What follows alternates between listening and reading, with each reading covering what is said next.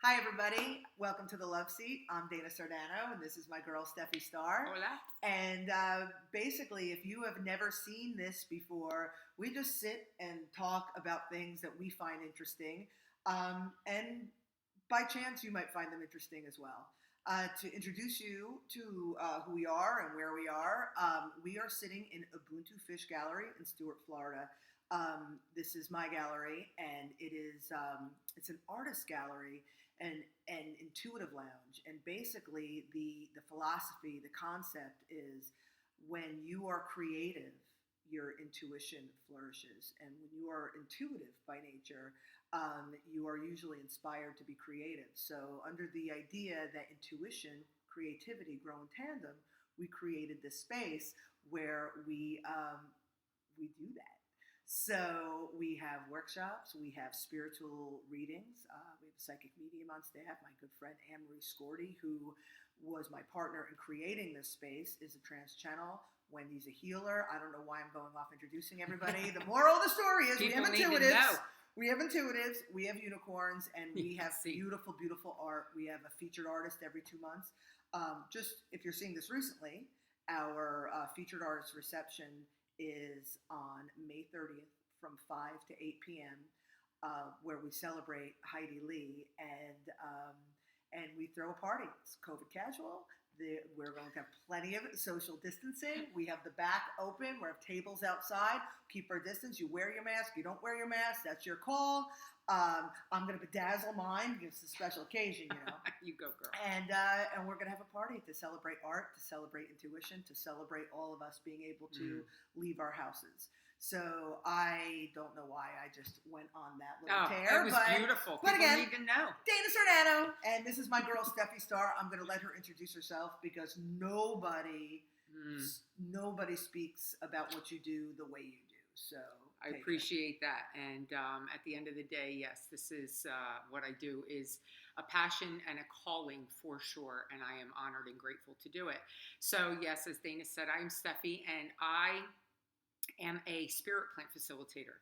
And if you're not familiar with that terminology, it's an easy way for me to say and convey correctly that I take molecules from nature that are here for all of us, for our becoming, for our better awareness. And I hold space for people while they use those molecules and discover aspects of self as source energy that are not necessarily always available to the rational conscious mind. So, long way to say I am a servant in relationship with nature and the molecules in nature that allow us to become what we truly are. And in line with that, what I wanted to talk about today, and really at the end of the day, please understand, Dana and I don't sit here to express or preach or even encourage you.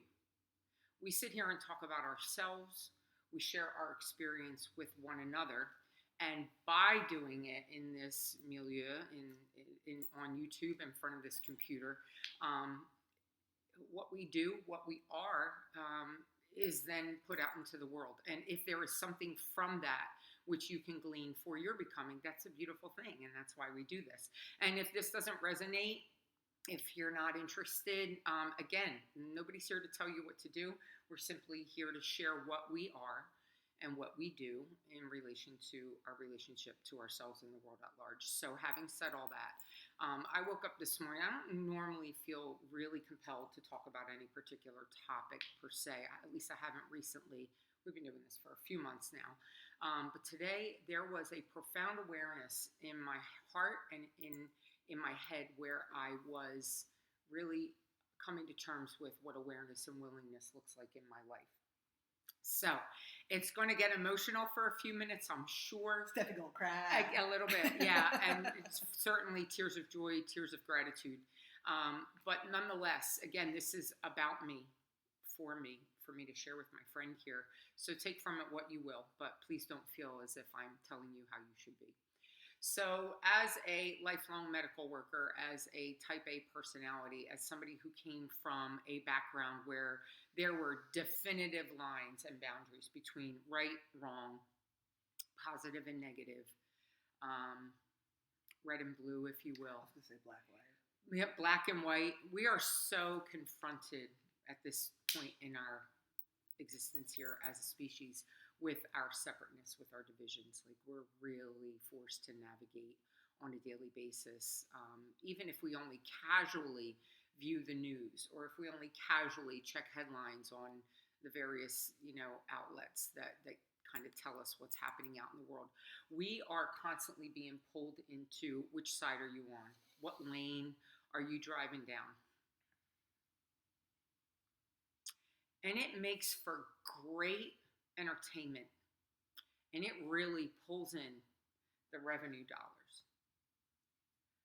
But it also really brings us to a place with one another where we are confronted with, who are you? How are you going to hurt me? What do you believe? How does it align with what I believe? And if it doesn't, you're wrong. And in all of that, and from all of that, comes this really sinister energy around our separateness.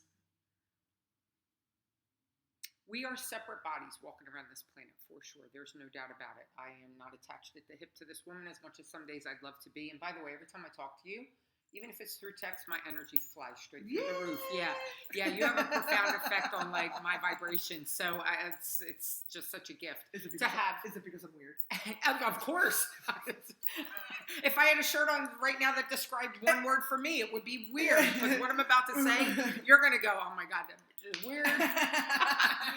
But I also understand for myself, I have come to a very profound awareness of this sense that our separateness is our primal wound.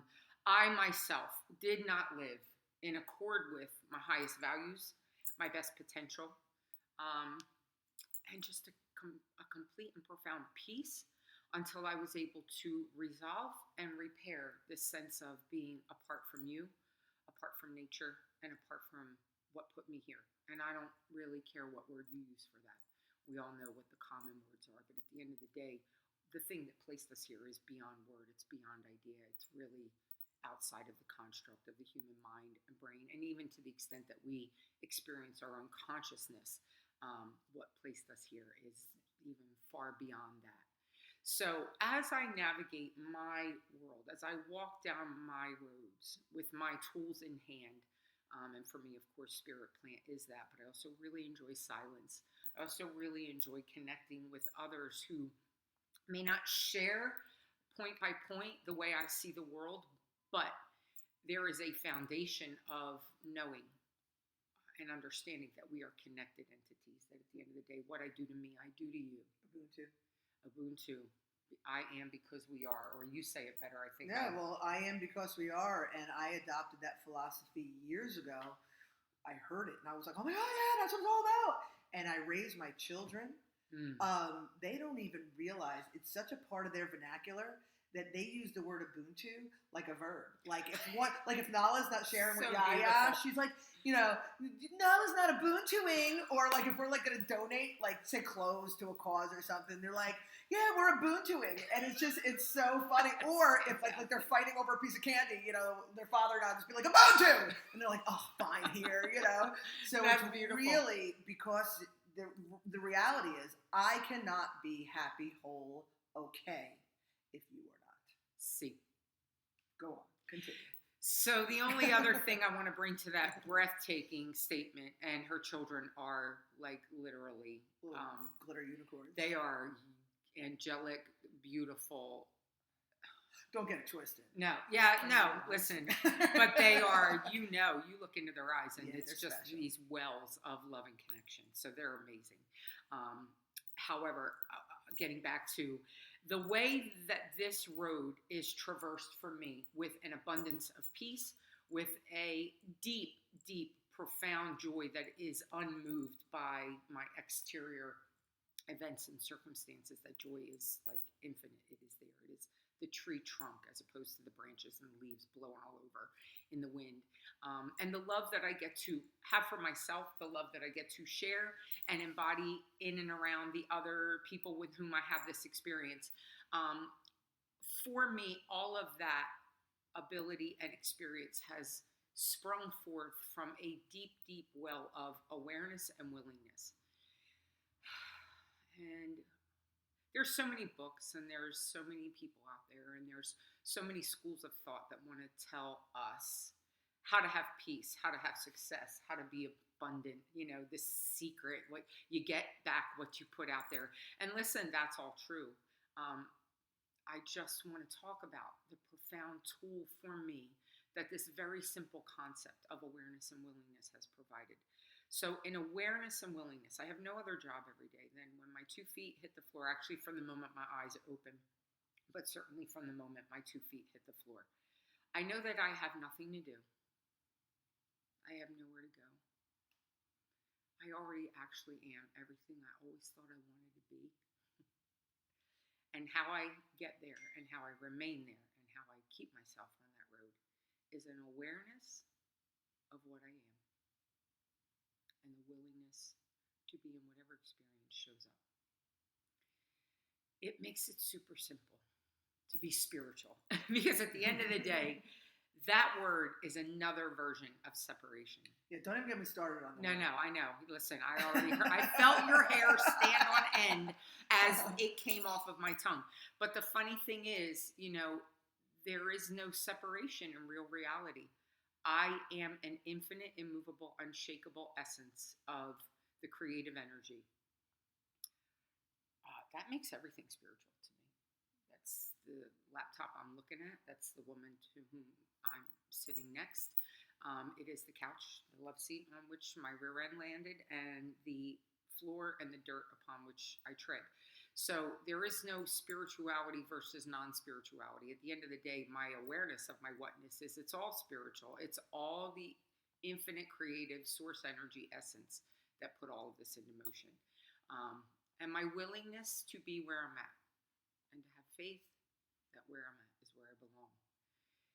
These two things have profoundly shifted my ability to live peaceably, joyfully, and lovingly in a world that oftentimes does not necessarily feel as if it supports that in most of us. We feel like there's a fight out there. We got to wake up and go get at it. We got to go make things happen. And, I spent a long time doing that. I don't do that anymore. And magic abounds. Miracles like show up out of nowhere, specifically because I know how to get myself out of the way now. I know how to move aside. Use the expression that you use on the regular about getting out of your own way, because that's become my new favorite. Oh, I stopped tripping on my dick. I just was like, all right, let me roll this bitch up, tuck it where it can go, and just get the F out my own way. So that's what I do on the regular. And the simplicity of awareness and willingness and that mindset keeps me with that thing rolled up and out of my way. And magic abounds. I call my life the magic carpet ride, and that is not a brag. It's not a humble brag. It's simply what is. And I am so eternally grateful that this is the way I have found to forge ahead. This is where I meet people. This is the energy that draws magical, breathtaking human beings into my realm. And I just felt like today I needed to say that out loud. For me, whether it resonates with any other human being. If nobody watched this video, if the 4 of you who were out there who watched the video didn't tune in, I would still do this with this woman because... Yeah. Last week we had a film and we didn't even put the thing on. We just sat and we have such an amazing time with one another. I have such an amazing time doing this. But today there was a profound, deep sense that awareness and willingness for me is where it's at. And maybe there's another person for whom that message could be of use and benefit. So I said what I had to say. Thank you for letting me share that. Oh my today. God, of course. And I'm tagging myself in because Please. There's one other, actually, there were 3 different things that I want to talk about. So I'm going to try to organize my thoughts. Firstly, you say awareness and willingness, and I'm in total agreement because I always thought it was hard work, but it's willingness to do what needs to be done to move forward, and the awareness as it comes to you. I totally agree with that. But I think a piece that people often leave out in their trying to have a good life or understand the world around them is personal accountability. And personal accountability, it's the self, but personal accountability is about everything.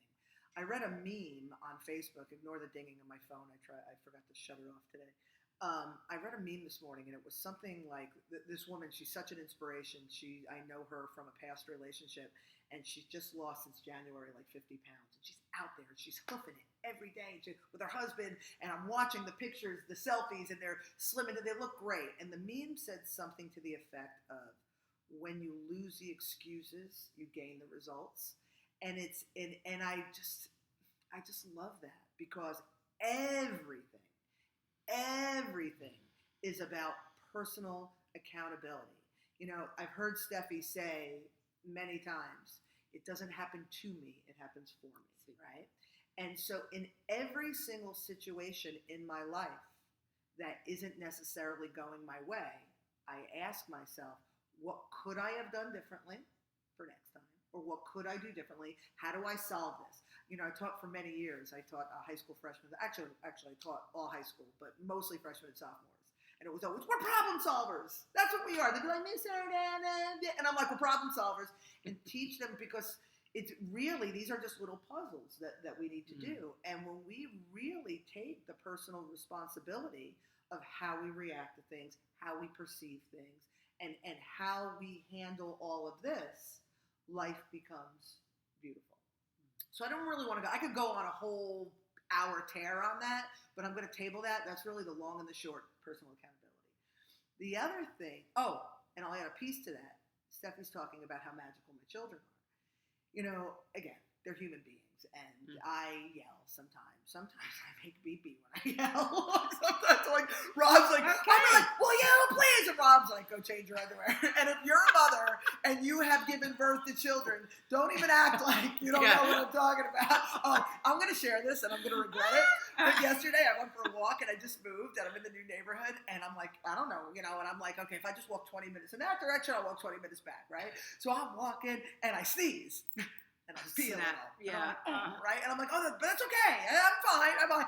And I sneeze again right after it. And there's a little bit more. And I know if there's a third sneeze, I'm full on humiliated. So I'm like, okay, ignore the pollen. And I made my way home, and, whatever. Anyway, I don't even know what just happened there.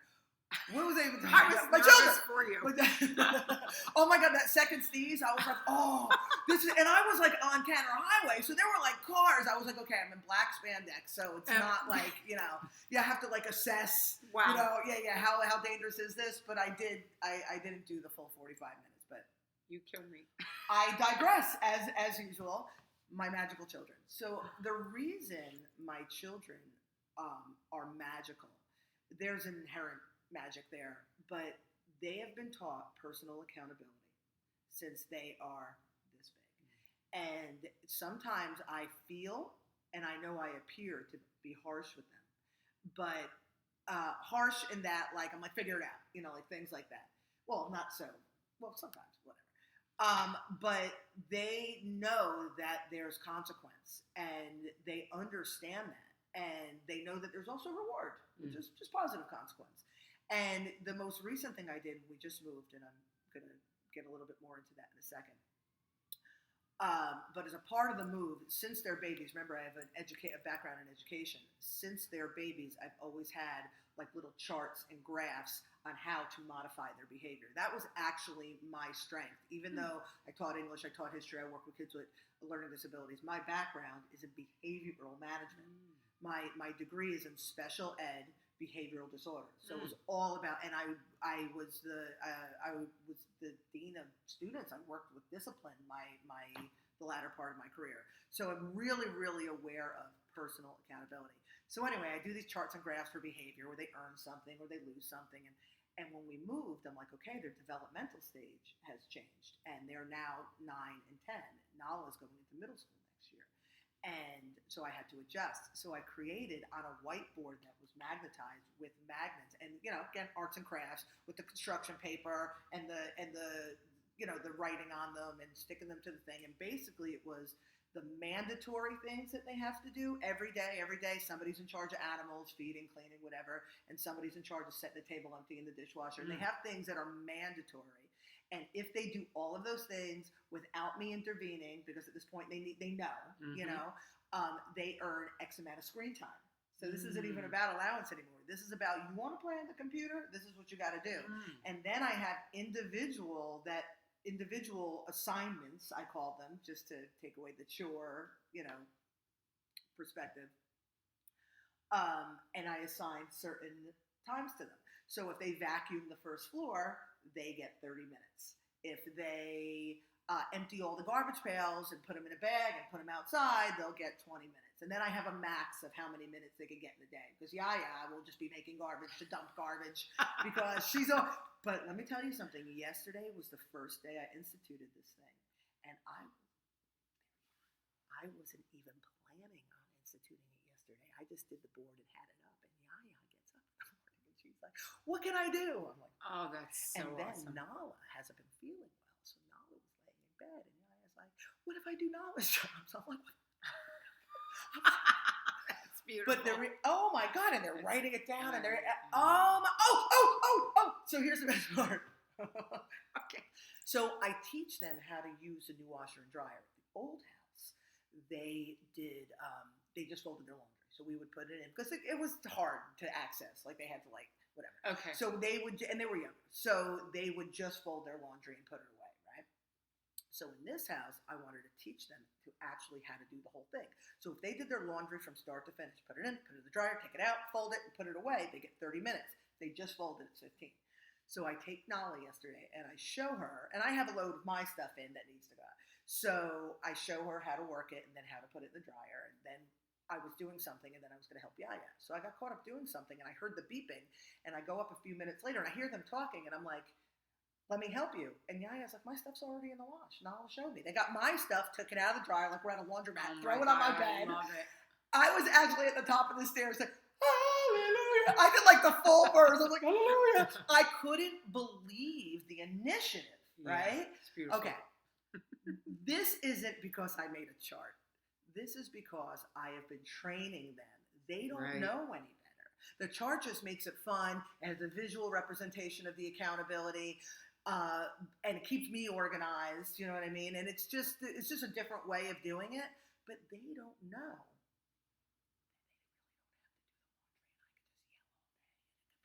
They don't know that. They know that this is what we do. It's really, really awesome.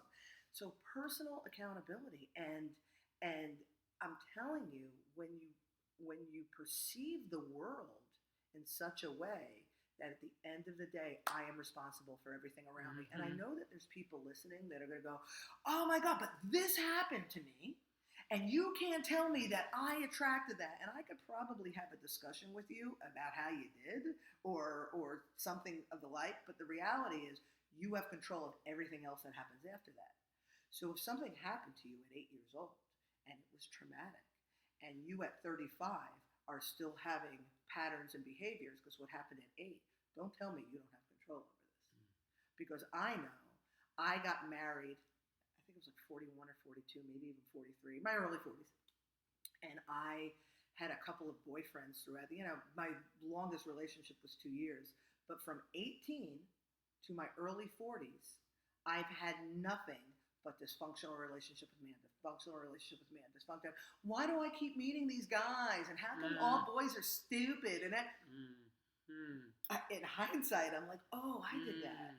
And then when I worked out those things, when I worked out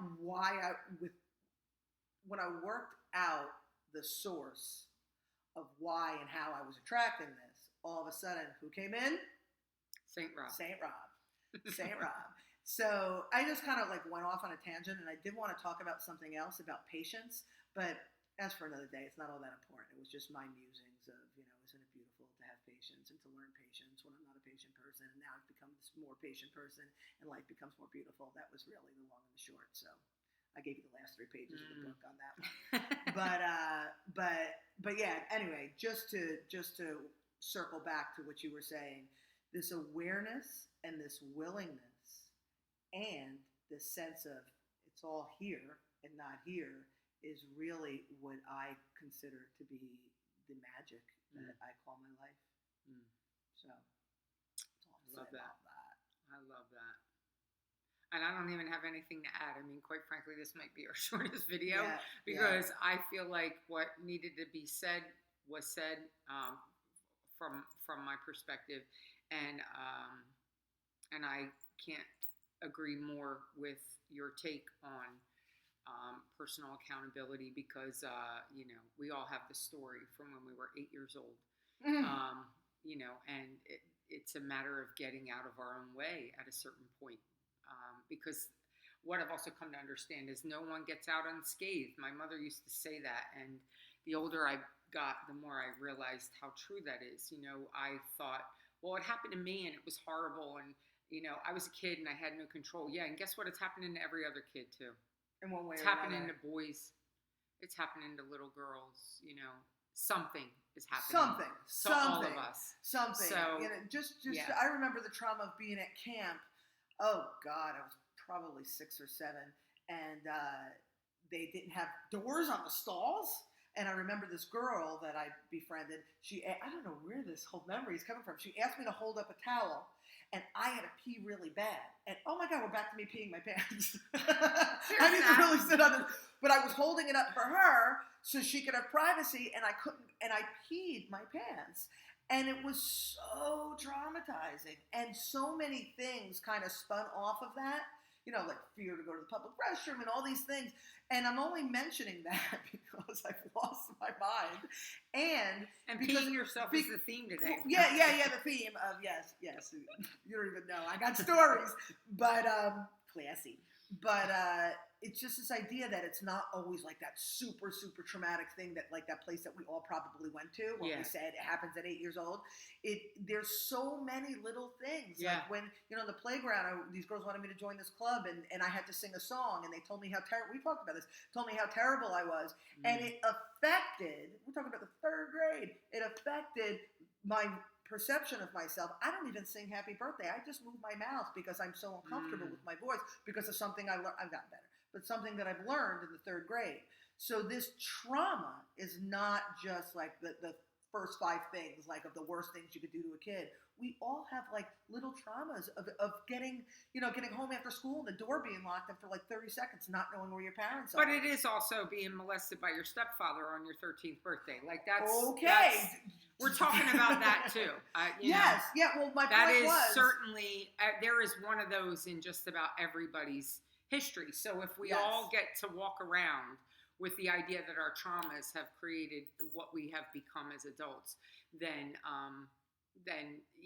that gives license to the entire planet to misbehave. At a certain point, those things happen. That happened for me as much as the little traumas. Yeah. I embrace that happened for me. I almost didn't survive it. So don't talk to me. Well, some kids don't survive their trauma. I tried to kill myself twice at age 12 and then at age 13 after that had happened. So, and I meant to do it. Like it was a miracle that I am still here, because it wasn't like I'm going to take a butter knife to my wrist and show my mom that I'm trying. Like I ate a bottle of Tylenol on 2 separate instances, an entire bottle of Tylenol. And working in the ER, I saw grown men kill themselves by taking a bottle of Tylenol. So like the 12-year-old 100-pound girl who did it definitely should have died, especially when she did it the second time. So, we are talking about everybody goes through the same shit. My trauma is not different. It's not worse. It's your trauma is horrible because it happened to you. My trauma is horrible because it happened to me. So let's not play apples to oranges, and let's not get in a pissing contest. At the end of the day, it all happens for us. It is not happening to us. And that we do survive it means that there is something bigger and better out there for us.